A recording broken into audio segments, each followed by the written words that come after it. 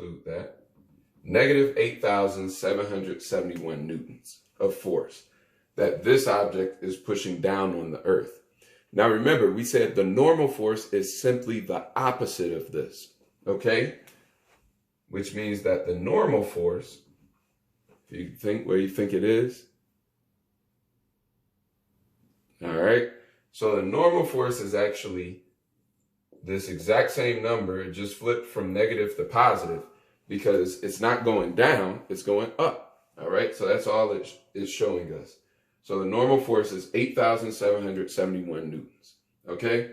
Now let's go ahead and solve for the friction force because now we have the normal force, we have the coefficient of friction, and so we can solve for F.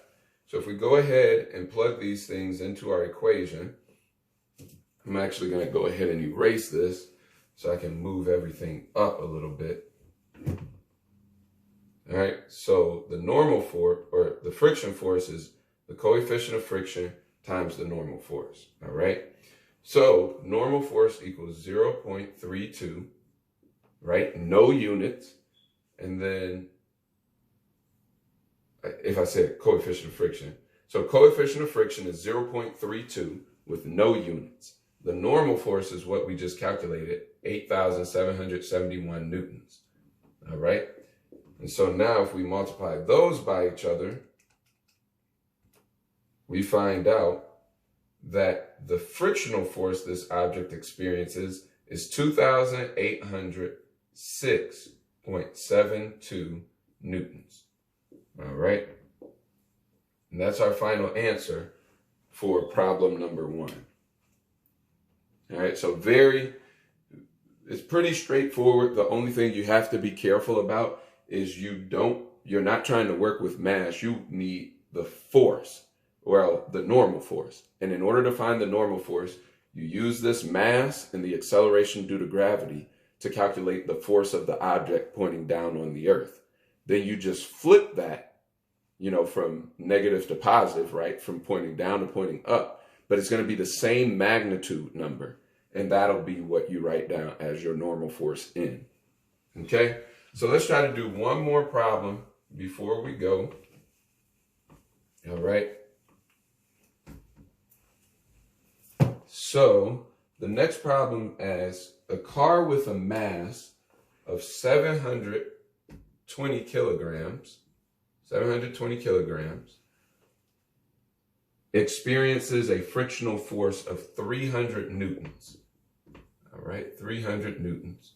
And it asks us, what is the coefficient of friction between the surfaces? Okay, so now we have mass, the frictional force, and the coefficient of friction.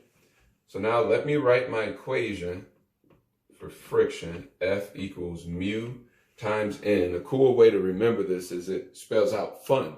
F-U-N, basically. But it's mu, not U. But anyway, so we have the frictional force equals mu, the coefficient of friction times the normal force. We have the frictional force. We're looking for the coefficient of friction, but we still need the normal force, okay?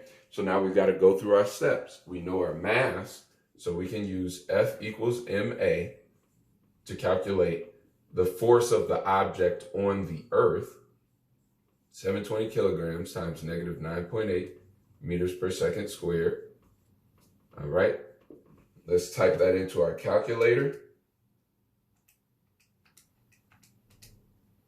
That equals negative 7,056 newtons, okay?